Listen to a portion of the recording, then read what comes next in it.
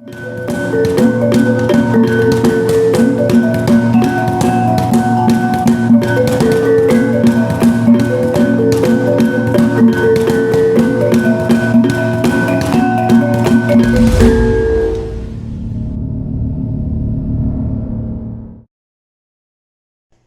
Nico A. Cabales is a licensed professional teacher who is a faculty member from the Home Economics Department, College of Education in Mindanao State University Main Campus, Marawi with a position of Instructor 3. He handles industrial arts, professional education, and fundamental of peace education courses. He is a graduate of Bachelor of Science in Technology, teacher education major in industrial technology at Mindanao State University Iligan Institutes of Technology, cum laude. An active student leader during his college times, where he was elected as student college governor in the College of Education, Executive Council at MSU IAP, and had to represent in various national conferences for leadership training. Now, he is a junior advisor of education student organization in the College of Education. Presently, he is ongoing on his master's degree in technician teacher education, major in electrical technology at the University of Science and Technology in the Southern Philippines, Cagayan de Oro campus. He has been part of various flexible trainings for flexible learning, thus improve his technical skills in online and offline technology tools.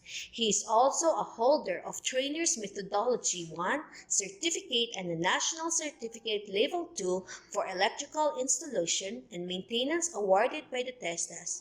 His research interest is about environmental awareness, recycling, technology education, electrical technology, and industrial technology. Assalamualaikum. Hi there.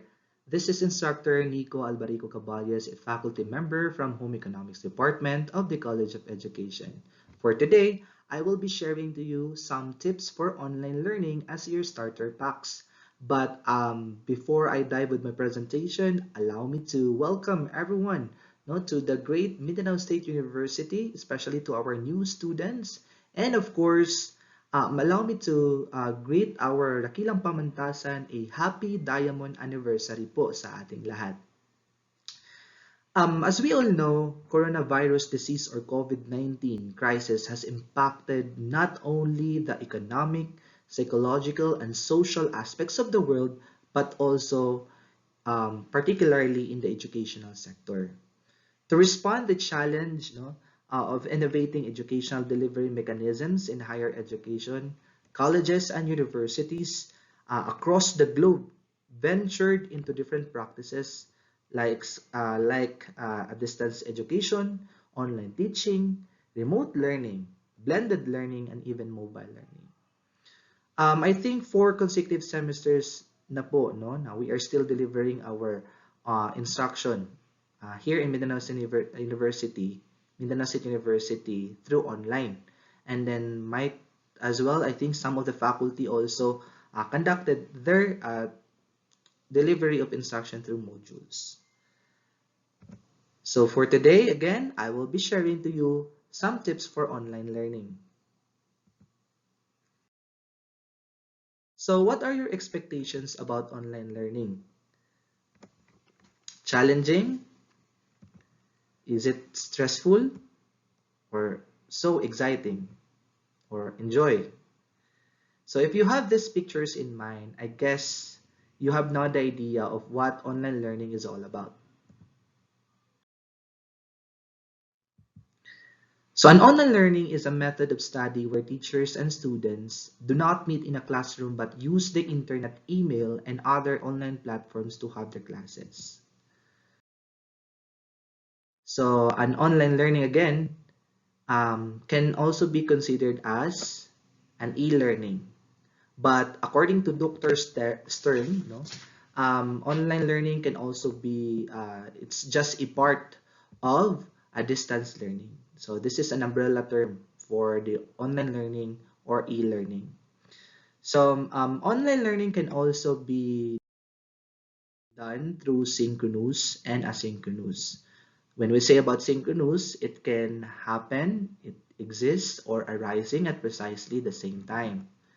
On the other note, asynchronous, this is not simultaneous or concurrent in time.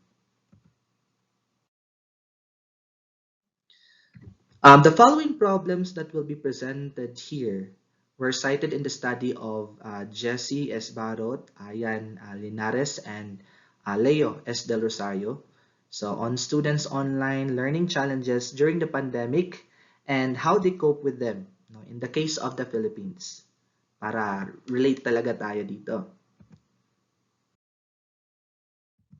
So number one is challenges on technological sufficiency. And then ang pinaka-top talaga niya na concern is poor internet connectivity. Truth to be told, that our country is an internet challenge country. Di ba po?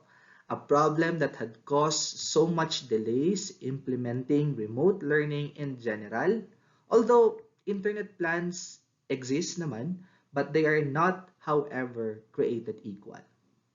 So, hindi talaga mawawala yung mga complaints ng mga students, just like, can somebody tell me, si sir, si ma'am, nawala, na-disconnect siya? Or, guys, can you hear me? So, mga ganun na mga instances, and I know you can relate on that. Outdated device or technology.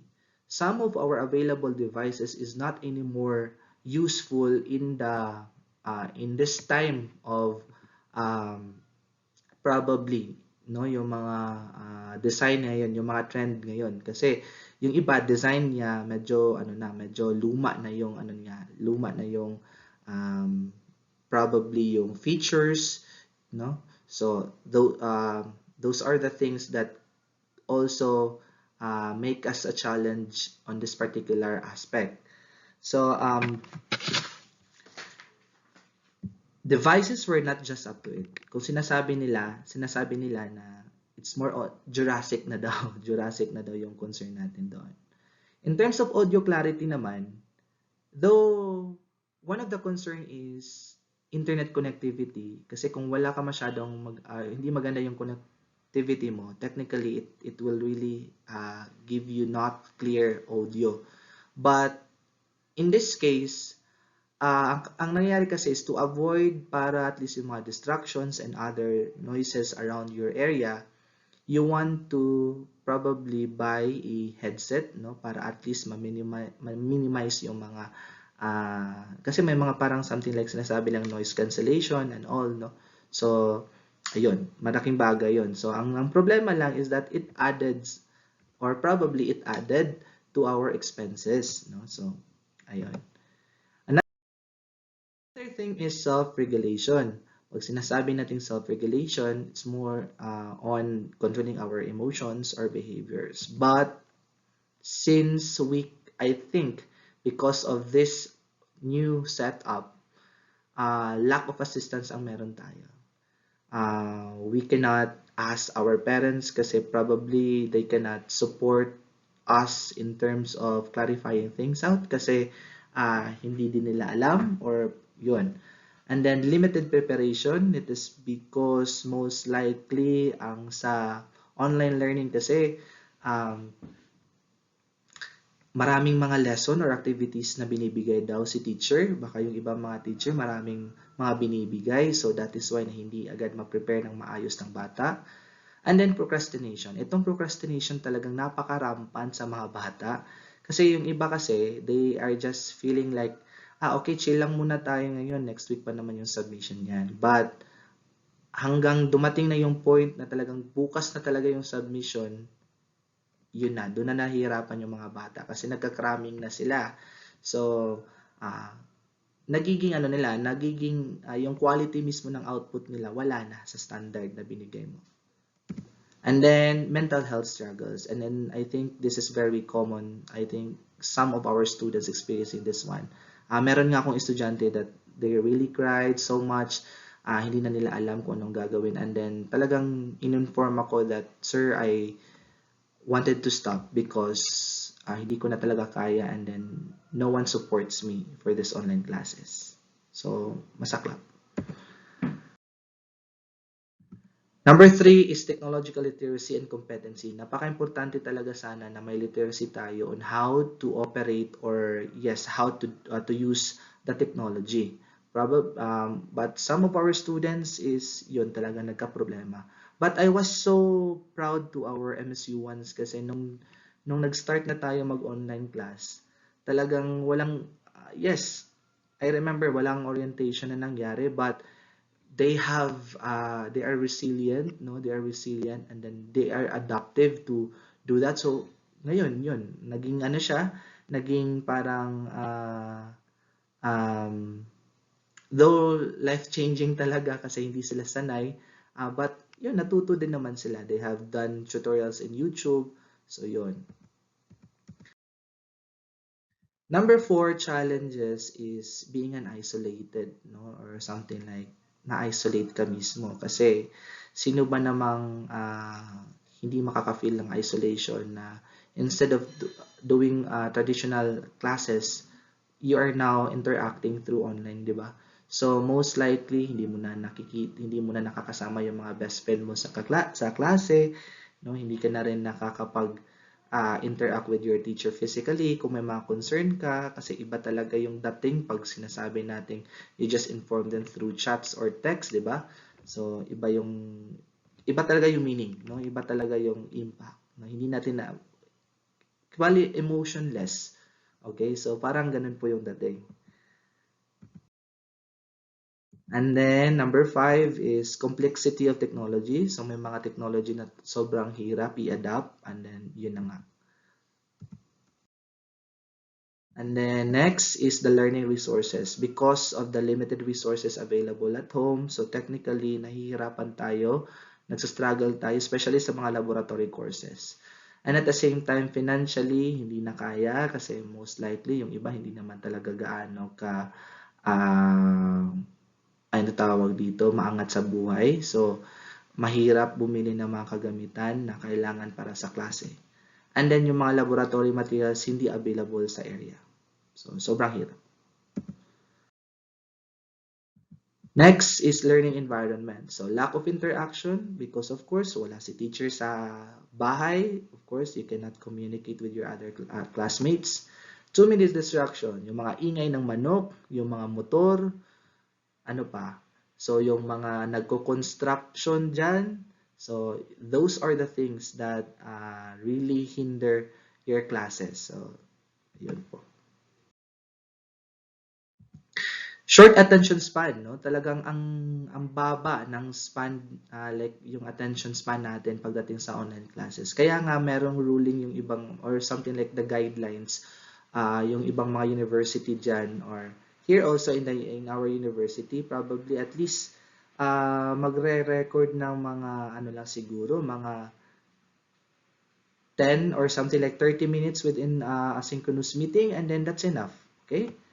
So, electric power interruption, ito din, isa din to sa mga problemahan ng lahat kasi yung iba hindi na orient na or hindi aware na, uy, may ano pala, power interruption ngayon. Okay? So that's it. And then, overloaded lesson activities. So, may mga ibang teacher talaga na medyo abusado. So that is why na we need to be particular with our learning plan if it's really fit to the standards of the course description. So we should be aware on that. So now, here are the tips for online learning that I will be sharing to you. Number one is that be technologically adaptive. Pag sinasabi natin technologically adaptive, you should know first what technology is available, and at the same time, how will you operate that one? Hindi ka ba mahihirapan? Kasi you will be operating that one all throughout. Kasi kung if ever that you have able to use that one, easy na lang talaga for the next part. So here in the Mindanao State University main campus, we are using Google Classroom as our LMS, no, or Learning Management System. So madali lang siya, very friendly yung very friendly yung kanyang mga features. So maganda din siya as long as si teacher lang talaga naka-organize yung mga gagawin niya doon sa Google Classroom. Number two is time management. Ito yung pinaka-importante talaga sa lahat, ang time management. Yung iba kasi walang time management. So kung wala kang time management, technically hindi mo talaga mai-organize ng maayos yung gusto mong mangyari. So time management is the most important factor in online learning. It needs time and effort for better learning outcomes. So tandaan po natin 'yan. So you need to so you have to set a time for planning. Okay, so number three, keep yourself motivated. So when you say about keep yourself motivated, you should be positive. You need to schedule your time for learning, and at the same time, you need to involve yourself. Kasi kung hindi ka positively, like wala kang engagement or you're not helping yourself, technically you will really have to go to struggles. Okay, so napaka-importante talaga that you need to be positive all throughout. And of course, you keep your enthusiasm high. Alright? So number four is avoid distraction. So maraming distraction eh.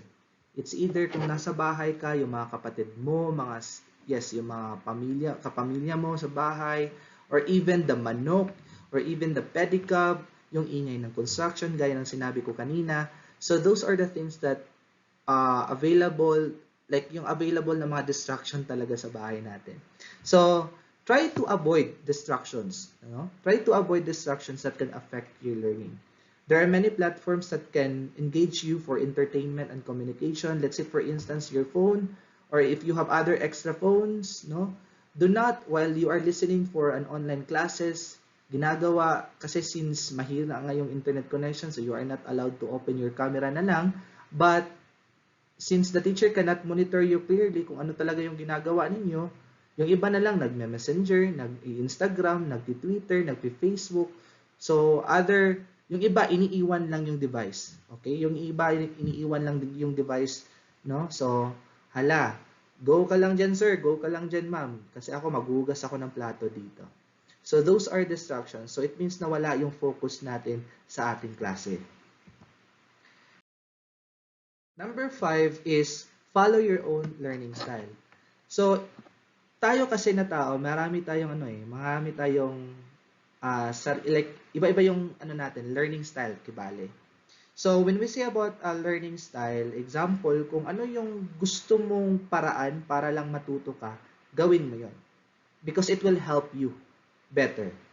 So, to get better learning outcomes, it is important to understand the learning style of yours. You can learn through interaction, visual presentation, audio classes, or written notes. So follow your own learning style that helps in enhancing your learning experiences. Okay? So take note. Number 5, follow your own learning style. Ayan.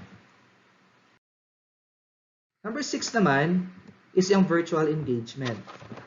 Napaka-importante talaga na you need to be active online. Kasi it helps your enthusiasm and at the same time it activates your mind, it activates your probably everything, it activates everything. So you can communicate to your teacher, you can communicate to your classmates, so you do have an engagement. Napaka-importante ng virtual engagement kasi if you have queries, you can automatically be addressed by your teacher or probably from somebody na matutulungan ka and then mas ma-enlighten ka pa. So, ako, mas gusto ko yung mga bata na active talaga virtually. So, example, sir, I have a question, this one, or something like, kasi meron tayong dyan may mga emoticons, something like raising hand sa Zoom, probably, may mga ganyan sa Zoom. So you can raise your hand. So maganda 'yon. So that we can address, you can address your question immediately and then I can also give you the answer right away. You can communicate with your teachers in private to clear doubts either through virtual learning platforms or calls po. So, mas okay po yun na privately you can communicate. Huwag po natin disturbihin yung klase natin because most of the teachers are talagang di ba, before kayo nagsisimula, talagang may mga policy yan no, to follow. Alright, sige. So, next in line is number 7, which is the help seeking. So, napaka-importante that you can communicate your teachers, classmates, and the people around you. So, if you can ask somebody and help, so mas okay po yun. Number 8 is feedback. Ito, yung pinaka-importante yung feedback kasi this is how you check your progress. If talagang nag-improve ka na as a student and then at the same time yung performance mo ba okay ba sa standard ni teacher, so alam mo yung nangyayari. Good thing about the Google Classroom is that magre-reflect yung mga scores, no? So ako minsan, example, kung may mga activities or mga forms na dapat gagawin or something like yung mga activity talaga conducted, so I put comments there, no, privately para at least siya lang yung makakita so that she or he'll know about okay, so ganito pala, dito pala ako nagkakamali, ito pala yung kulang ko. So ayun, at the same time the score. And then I also indicate the criteria. Mas importante yung makita yung criteria kasi mas clear doon, no? Clear sa kanila. Another thing is the data privacy and security. Ito yung pinaka-katakutan natin ngayon, no? Kasi we engage so much online. So most likely our engagements are conducted online. So you need to keep your sensitive information, no, for being stolen kasi ito yung dapat yung priority natin ngayon for dealing with e-learning. Kasi sa COVID outbreak ngayon, no, sa COVID-19 outbreak ngayon, talagang marami ng mga cyber criminals that would somehow use your identity or use your information para lang gamitin sa ibang mga maling paraan. Okay? So, ayun po. And then, I think, lastly is the psychosocial support. So, napaka-importante po that we need to have this one. Because you need to reach your teacher, no? You need to reach them, and then, kasi may mga may mga program online, no, conducted by your school probably, like for instance, yung faculty student consultation. Okay yun, no, yung mga guidance and counseling program para at least ma-share mo din yung struggles mo in life, and then somebody can also assist you, no, so, and then probably enlighten, no, makapag self-reflect din ba, yun po, yung mga ganun. Alright, sige, so I think that's what my presentation is all about. So thank you so much for listening and have a good day.